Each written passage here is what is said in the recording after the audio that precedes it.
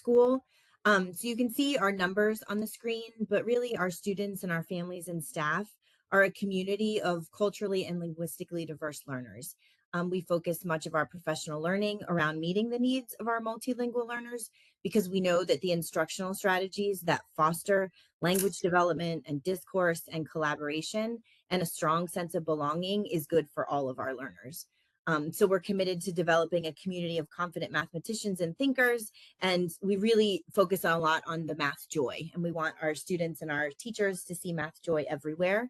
And the work that we're doing with Dr. Suh really includes collaboration among classroom teachers, special education teachers, and our math coaching team.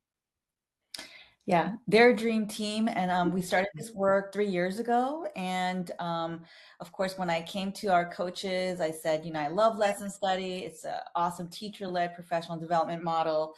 And we wanted to focus on our multilingual learners. So just kind of to give you a little sense of our work, we're in our 3rd year, and we started 2 years ago with K2, and then we added another grade. Then last year was K3, and now we're doing 4, 6. So we're going to kind of get to work with all of the school teams.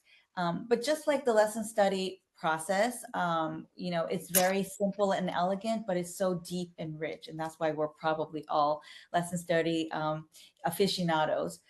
We spend a lot of time in the study phase. And just to kind of give you an idea of what we focused on, especially with our focus on culturally responsive math teaching and multilingual learners, we did read some excerpts from Cheval's book, Teaching Math for Multilingual Learners. And then we also kind of delved into some culturally responsive math teaching practices, which I'll share briefly. And as we planned, we used our lesson study process to really dig deeply into what task we might want to present that would be relevant to students and engaging and cognitively demanding, but also help teachers kind of hone in on their practice.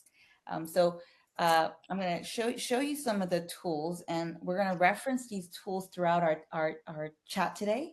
But one is actually from a project called EQ STEM, and EQ STEM actually has a lot of great resources. And when we use this culturally responsive math teaching framework by Zavala and AERA, we actually introduce all of the different strands, knowledges and identity that's in the green, rigor and support in the yellow, power and participation. But really, we ask teachers as they're kind of learning about these different dimensions, we let them choose what they really would like to focus on during our lesson study. So it really helps us kind of set our teaching goals, dig deeply into some of these dimensions more than others, but they're all kind of interrelated. So kind of just a little background, the school has been really working hard on shifting their discourse from a show and tell to a share and compare, which really requires us to, of course, honor student thinking, which is in the green, right?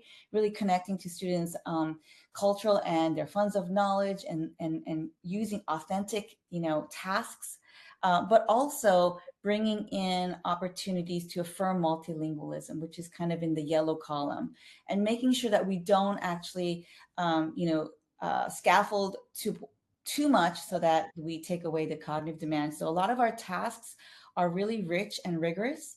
And then finally, this shift from show and tell to share and compare really is about distributing intellectual authority. So, really kind of allowing students to kind of elevate some of the voices that may not always be heard.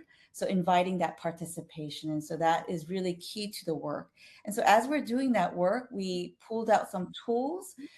These actually connect to the CRMT framework, but they're kind of like planning tools because they're the kinds of questions that we really want teachers to be thinking purposely about as they're getting students to share their math thinking.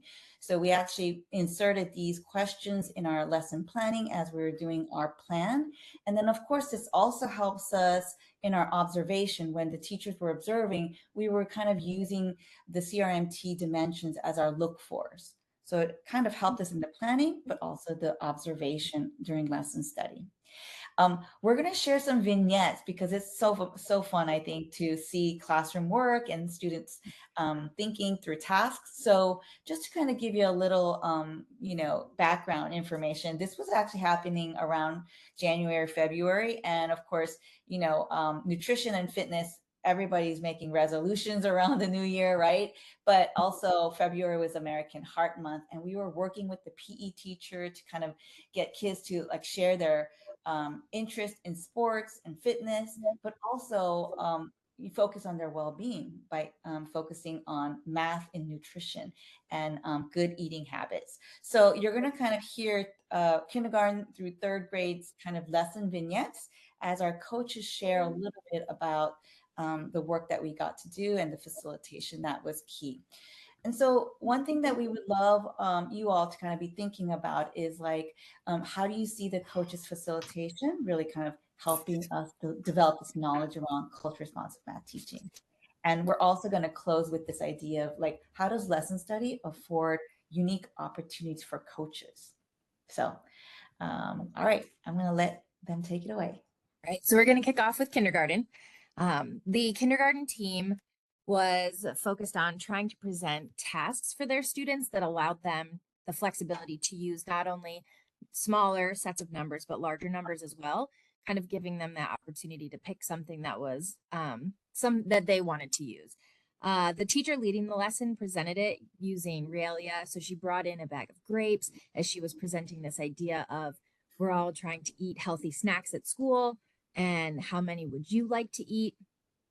And so the kids had the challenge of trying to figure out how many grapes do I want? How many grapes does my table mate want? And how many grapes do we need all together? So it was a very open-ended, challenging tasks for the students. And the team really wanted to focus on how students problem solved through using larger sets of numbers. One of the things that the team was really trying to focus on was allowing students the opportunity to problem solve and to have that productive struggle, and not coming in and giving them scaffolds before they needed it. So those just in time scaffolds, not the just in case. They really wanted to also focus on honoring all of their students' thinking, which really gave the multilingual learner a chance to really hone in on what they knew and be able to show all of the great thinking that they had. They also set a goal for themselves as they started the lesson study, wanting to focus on honoring diverse student thinking and affirming their cultural and linguistic strengths by finding joy as they engaged in the problem solving. And they definitely, as they were reflecting on that, met their goal. They felt really confident and really great after the lesson was over. And one of the teachers had mentioned in their reflection how all the students were able to engage and work at some capacity. Some needed additional support and guidance, but it was really powerful to watch all the students engage and take time to work on their own before a teacher stepped in to kind of guide them or to help them. So that was really awesome to hear as they were reflecting with each other. So thinking about that idea of coaches facilitation while we were supporting the teachers through this, really being able to give them the comfort with these rich tasks. They had some hesitation around providing this opportunity for their students because they were worried that their students, it would be too large of a set of numbers and they wouldn't be able to feel that sense of accomplishment at the end. So they really dug into the learning around how student thinking can be honored and how to support their students without removing the rigor. So they really focused in on how they could provide those scaffolds and those supports for their students as they needed them, not just in case they needed them, so that those students still had access to all of those rich tasks and all of the rigor, and still giving all students the supports as they needed them. So first grade, they planned a lesson around encouraging students to drink more water. In order to engage the students prior to the lesson, the host teacher did several lessons in science around figuring out the amount of sugar that was in a lot of her students' favorite drinks. And then they had lots of rich conversations around the importance of drinking water as a healthier alternative. Really, the first grade team was really focused on elevating the voices of their multilingual learners. And so on the day of the lesson study, the host teacher chose to teach the lesson with a bilingual teacher, Spanish speaking teacher on the team, and they co-taught that lesson together in English and Spanish. And the students were purposefully grouped based on the language that they were most comfortable communicating in. And they were actually tasked with trying to figure out how many total cups of water their group was going to need to drink in order for each student to meet their goal. So as the students were thinking about during the task, can you go back up to that last one? I'm not quite, yeah, thanks. So during the task, the students were really actively engaged. They were using lots of different tools. As you can see, they were using realia like the paper cups. Some students were using connecting cubes, counters, hundreds charts to keep track of their thinking. And we saw lots of different strategies. There were students that were counting by ones, they were skip counting, they were counting on, they were using repeated addition to solve this problem. And the co-teachers were able to check in throughout the lesson and really see what students were working on and interact with students in their preferred language, and so that the students could share their strategies and talk through their strategies with one of the teachers. At the end of the lesson, the co-teachers kind of looked at the strategies that they saw in the class, and they chose 3 different students to share their thinking. 2 of those students were ones that didn't typically share in front of the class, but they were able to feel comfortable and confident because they were able to share in their native language. And then that co-teacher was able to share the thinking with the rest of the class and clarify it in both English and Spanish. So it really elevated the voices of those learners. And then at the end of the task, the teachers were reflecting afterwards, and they really noticed how having teachers speak in both languages really helped the students to elevate those voices and to hear all of the voices of students that were willing to share, even that in a normal group, they were like reticent.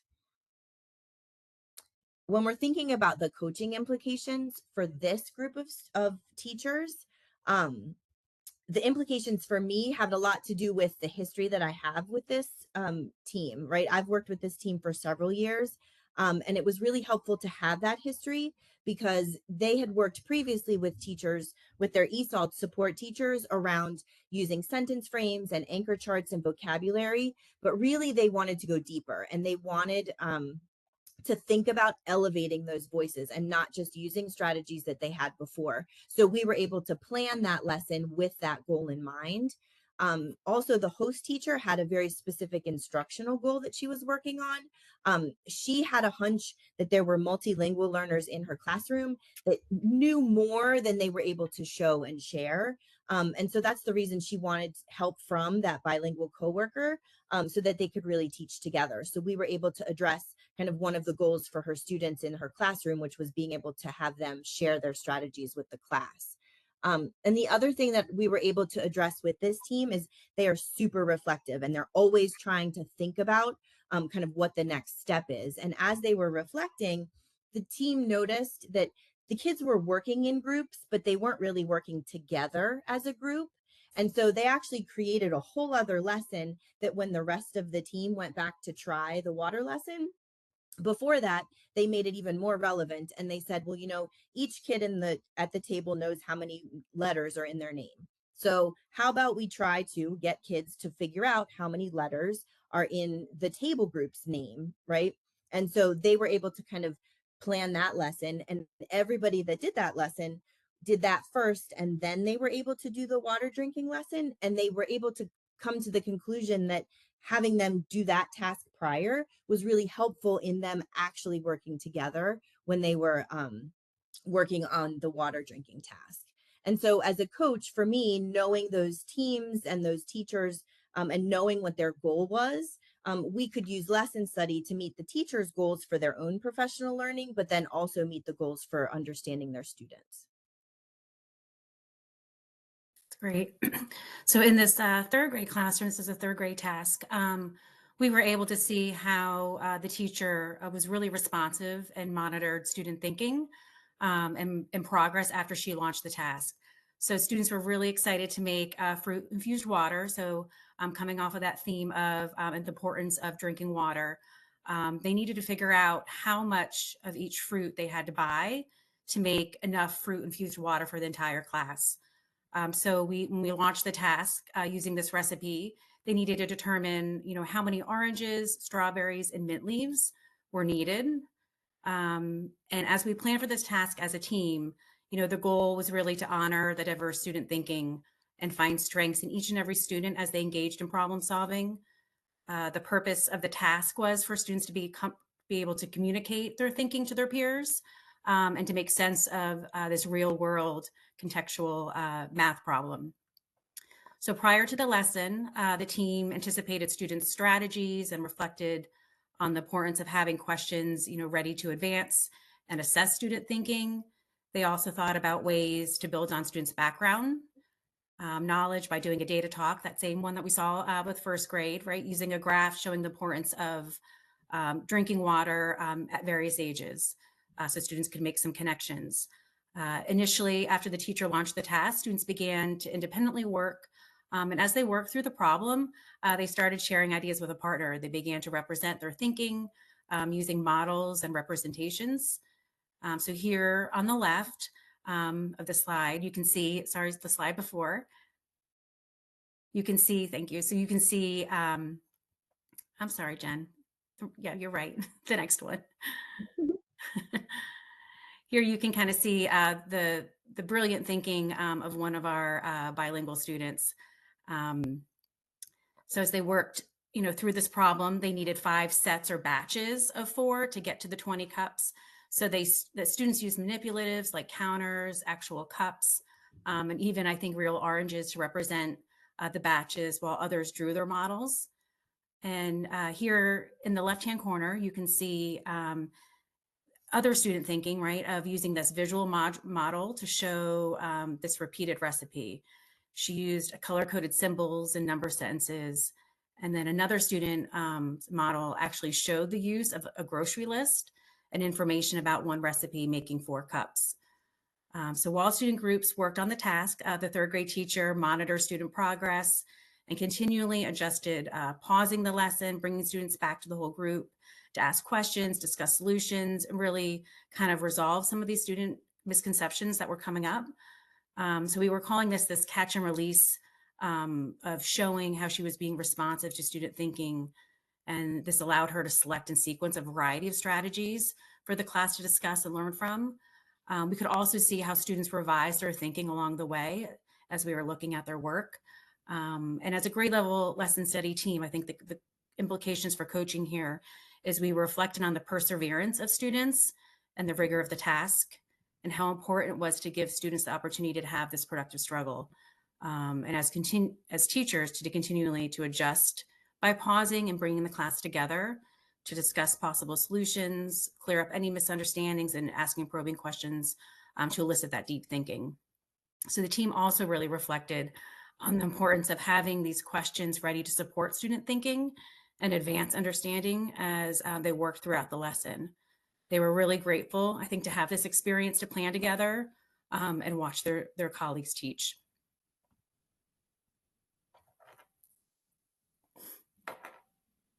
So just to kind of get a perspective from the coaches, we want to know how did lesson study afford unique coaching opportunities for you? So I think Emily, you're first.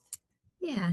So I've worked with the K-3 teachers for many years. I'm 5 years into this role, and many of the teachers on these teams have been on these teams for multiple years. So it's been really neat. For me, this opportunity has allowed us as coaches to be connectors. So we make up that connective tissue of this work, helping to support the connections between the past and the present and all of their future learning, right? So we're able to plan with Dr. Suh to help the teachers see this as the work instead of seeing it as something else that we're doing, right? We can use the common experiences with the teachers and the teams that we learned together with those CRMT practices and think about how can we put that into our everyday work and really create habits of mind with our teachers so that we're extending this beyond just one single lesson or one single professional development meeting or opportunity.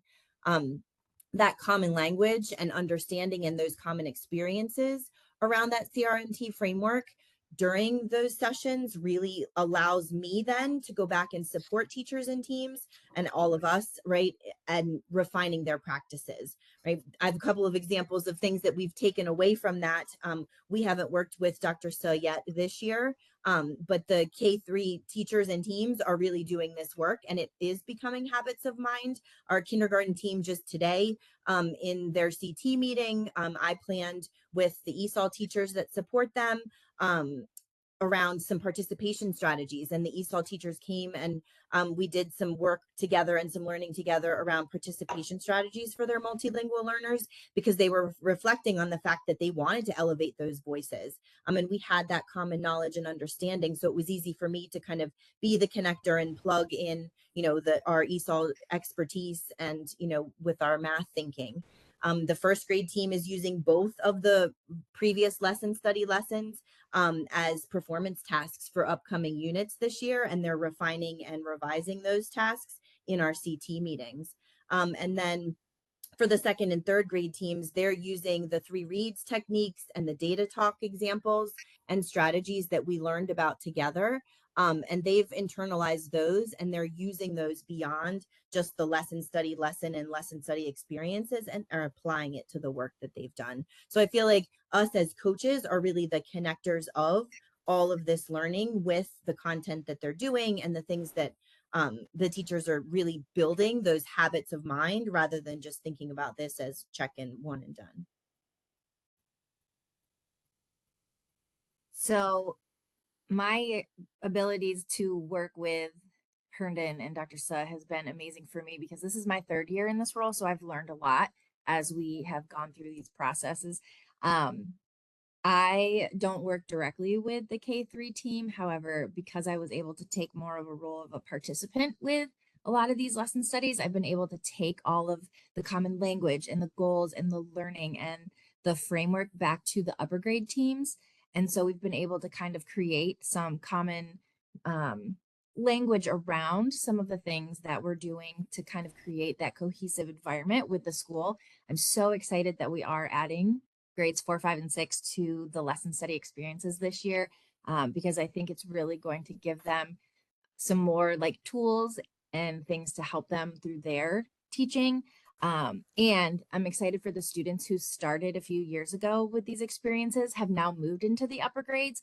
And so now they're going to be able to continue these experiences as well. And they're going to have continued opportunities with lesson study. So not only being able to participate myself as a participant, but being able to take a lot of that language and a lot of the learning that I've been able to do and share it with the teams, and providing them individual coaching opportunities to really dig into some of the things that they've been hearing us talk about, and giving them opportunities to really learn more about the framework and learn more about these different ways that they can engage their students has really been super beneficial for me. And I'm so excited to continue the work with the upper grade teams. Yeah, I've been extremely grateful to be a part of this process. I joined Herndon last year, and so this was the 2nd year of lesson study for the primary teams, and it was just great to hear all the reflection and the learning that they have done, and to build on that. So I think last year lesson study really allowed us to connect the learning that we were doing as a whole staff. We were reading the book Quality Implementation by Jenny Donahoe and Stephen Katz, and the idea here of this collective efficacy and the importance of collectively learning from one another, and by doing that, we're seeing each other teach. And so I think this opportunity of lesson study allowed us, and this partnership with Dr. Suh allowed us to really connect this shared learning that we were doing as a staff to math instruction. And so I think this idea, or teachers feeling vulnerable, right, letting others come in to see each other to teach. They were reflective of their own practices, as well as thinking about what shifts they wanted to make in their own teaching. So I think, I think the greatest strength of Herndon, our school community, is like the learning that we do together. And I think this process has really elevated that work and that collaboration. We know that when we see each other teach, right, we engage in conversations and reflect about our instructional practices, we're deepening our own toolkit. And I think no matter where a teacher comes in and their experience, right, this opportunity for them to learn and build relationships with one another has been amazing. And I think, my last idea here is this importance of reflection. I think throughout this process of lesson study, reflection was huge. There was a lot of reflection of analyzing what's working, what's not working, how to adjust instruction, but then just creating opportunities. I think in the future, like peer visits, we've been doing a lot of peer visits, individual coaching cycles, individual conversations. I think it has opened doors for teachers and partnerships together. So, across, not only at the grade level with lesson study, but vertically. And that has had a huge impact. Well, I'm so very grateful that Herndon Elementary's principal was actually a former student participating in a professional development opportunity. And she invited me 3 years ago to just start the work at Herndon. And I've been so blessed to work with these awesome coaches. And today, I think it's just such a wonderful opportunity for the Lesson Study SIG to hear the voices from the field and coaches, right? Because we know Lesson Study is a beautiful teacher-led PD. But I think what's really unique is that having coaches also support teacher learning in ways that I think amplifies and kind of we see the exponential growth because of the coach facilitation. So this is actually from the lessonstudy.net, which we use all the time. We use all of the resources there. And that's a really long list of things, right? A checklist of things that we have to attend to, the number of minutes, it's estimated, but it's a lot of time and energy and support that we engage in as we do lesson study. And I think it's a beautiful part of, lesson study, and we really enjoy that process. And when we have coaches, what we're finding, as you heard from their vignettes and their personal reflection, like when we're preparing, that deep and local knowledge of the school and the community, like Emily was talking about, how the school is really committed to elevating the voices of the multilingual learners. That one teacher had that goal that she really wanted to actually work with the ESOL teacher and co-teach, like all of those kinds of knowledge. Our coaches have that intimate knowledge. And so when I'm chatting with them and planning, like we can actually even bring that into our lesson study, which I think, was facilitated by them. They also have such deep curricular knowledge, but also it's not like, I think what Jessica was saying, it's not just one lesson, but it's something that's sustainable. And again, we're very excited that we're taking this vertical lesson study into grades 4, 5, and 6. And like my colleague Karen Karp, she has a book called Math Pact. Now we have common language, common practices, and that's kind of the math pact that we have. Lesson study is part of that math pact, how we learn at Herndon. Also using the tools, the shift that they wanted to make from, show and tell to, share and compare student thinking, like all of those things became very, very concrete and explicit during the planning. And the tools that we brought in actually became something that is now part of their planning toolkit. But it also helped us during the day, the research lesson day, to really sharpen our own focus as observers. And the teachers also had language to say, okay, that was a really powerful way to distribute, authority to the students, and also, bring in student thinking and honor their varied and creative approaches. And finally, I think, we always love that debrief, right? Because looking at data and student thinking and highlighting the strengths, I think there's so many instances where we're just surprised. Like we anticipate all we want, but then kids surprise us.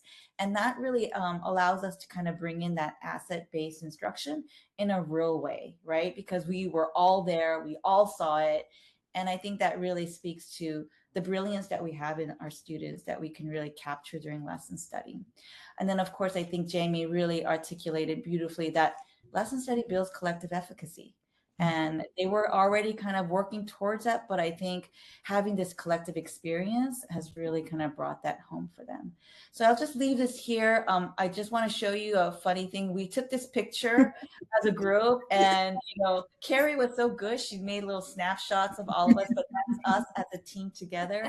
And I just wanted to show that collective picture because that is what I think brings us together and allows us to really enjoy the work that we're doing together. So thank you so much. We want to leave some time for questions. And again, I want to elevate the coaches' voices because we don't always get a chance to hear our coaches in lesson study.